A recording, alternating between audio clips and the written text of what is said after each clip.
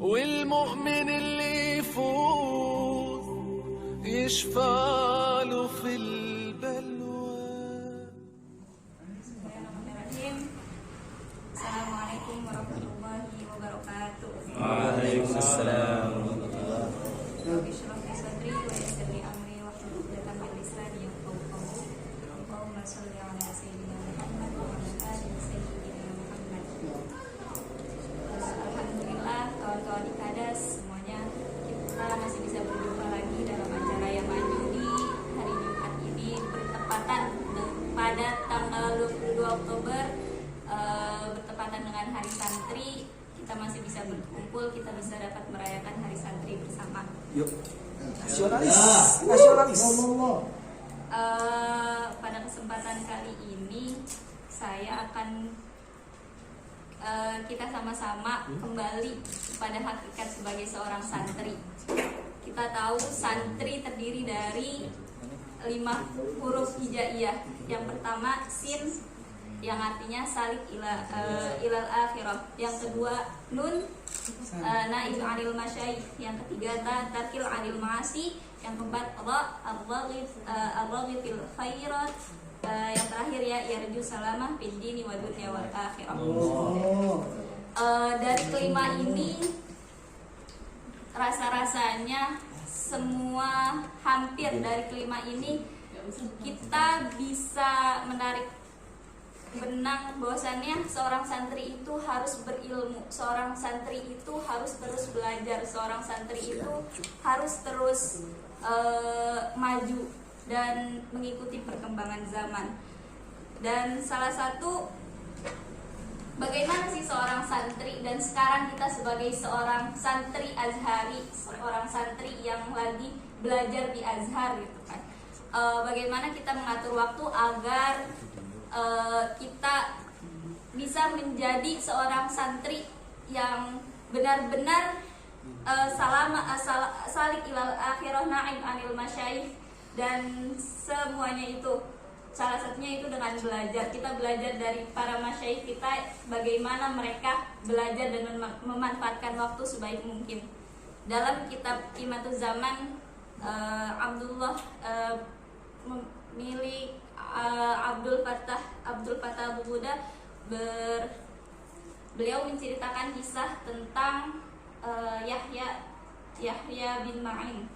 Di situ beliau menceritakan bagaimana seorang Yahya bin Ma'in itu menjadi seorang sahabat yang seorang kibarul hadis, kibarul ulama fil hadis, yang beliau benar-benar menjadi rujukan para ulama hadis ketika menanyakan sebuah hadis.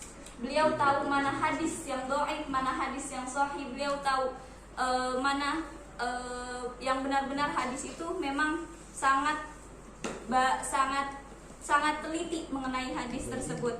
Sampai-sampai beliau memiliki kaul yang menjadi rujukan para ulama, yang menjadi rujukan ketika seseorang bagaimana beliau dalam menuntut ilmunya, dalam mencari hadisnya itu, sampai ada kaulnya beliau yang dijadikan dustur ulama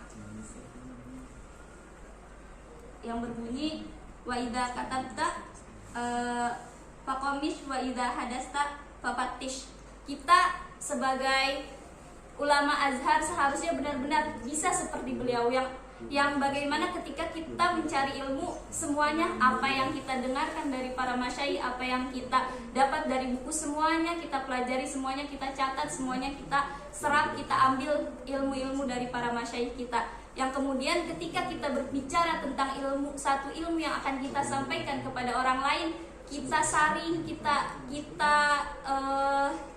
pilih-pilih kira-kira yang mana nih yang cocok yang akan kita sampaikan kepada para mukhatab yang akan kita sampaikan ilmunya itu. Karena tidak semua ilmu yang kita dapat atau ilmu yang kita miliki itu cocok untuk pendengar yang akan kita sampaikan. Tapi di sini kita sebagai seorang Azhari, kita harus memanfaatkan waktu sebaik mungkin dengan apa ini yang diajarkan kaulnya Ibnu Ibnu Ma'in ini yang benar-benar dipakai oleh para ulama dalam mencari hadis. Ya seperti itu, benar-benar dicari, semua didengar, diresapi, dan ketika ingin disampaikan kita saring lagi sehingga makanya ada orang yang bilang bahwasannya para ulama itu ilmunya luas, tapi kita tuh yang sempit otaknya gitu kan. Maksudnya apa? Ya karena saking ilmunya mereka luas, kita nggak bisa menyerap semuanya gitu kan. Jadi dengan apa? Ya mereka dengan bukan mendikitkan, mereka dengan meringkas apa yang sudah beliau dapat, dan beliau menyampaikan kepada kita sehingga kita dapat ilmu dari beliau itu udah saring-saringan yang bisa jadi itu tuh sebenarnya adanya kaulnya itu ada di hasyiah, ada di syuruh-syuruh yang lain yang mungkin kalau kita pelajari sendiri kita nggak akan mampu untuk mendapatkan itu semua gitu kan. Dan bagaimana para ulama dalam membagikan waktu di sini di dalam kitab Hikmatul Zaman juga beliau menjelaskan bagaimana Imam Syafi'i membagikan waktu ketika malam hari. Imam Syafi'i membagi waktu ketika malam hari itu menjadi 3 bagian. Sepertiga untuk sholat, sepertiga untuk belajar, dan sepertiganya lagi untuk istirahat. Di sini dijelaskan sepertiganya lagi untuk tidur. Jadi sepertiga lagi Imam Syafi'i dibagi menjadi 3. Di sini dibagi untuk menulis. Imam Syafi'i menulis ketika malam hari, kemudian beliau sholat, kemudian beliau tidur gitu kan. Terus di sini juga Abu Ubaid juga seperti itu, membagikan waktu menjadi 3. Yang pertama itu untuk sholat, kemudian tidur, kemudian beliau menulis kitab. Nah di sini kita dari ketiga runtutan ini kita bisa lihat bagaimana seorang ulama dalam membagikan waktunya mereka. Ketika siang hari bahkan bisa jadi mereka tidak beristirahat sama sekali gitu kan. Dan ketika malam hari mereka benar-benar memanfaatkan waktu sebaik mungkin untuk belajar dan terus belajar. Karena ada juga seorang ulama yang mereka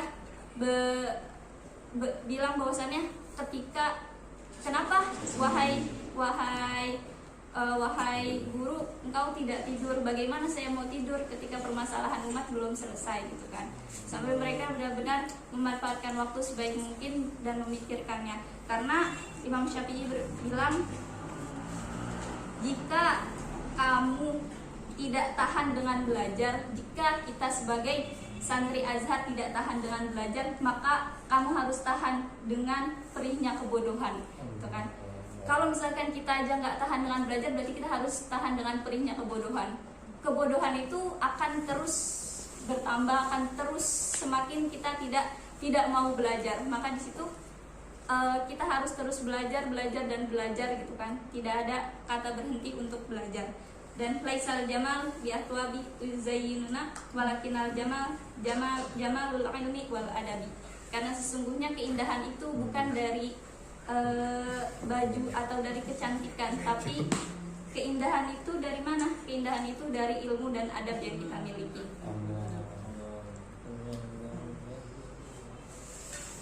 Kita harus kembali kepada hakikat kita sebagai santri. Dengan kita belajar, kita akan menjadi naib anil masyayikh, kita bisa salik ilal akhirah, dan semua hakikat santri kita akan bisa kembali kepada itu dengan kita terus belajar dan belajar. Kita manfaatkan waktu sebaik mungkin, mumpung kalau orang bilang biasanya aji mumpung kita masih ada di Mesir, mumpung kita masih bertatap muka dengan para masyayikh, mumpung kita belum pulang ke Indonesia, dan semua mumpung yang masih kita punya yang ada di sini, sebelum kita akhirnya menyesal dengan di akhir nanti ketika kita sudah nggak bisa merasakan hal yang kita rasakan sekarang. Rasanya cukup sekian dari saya.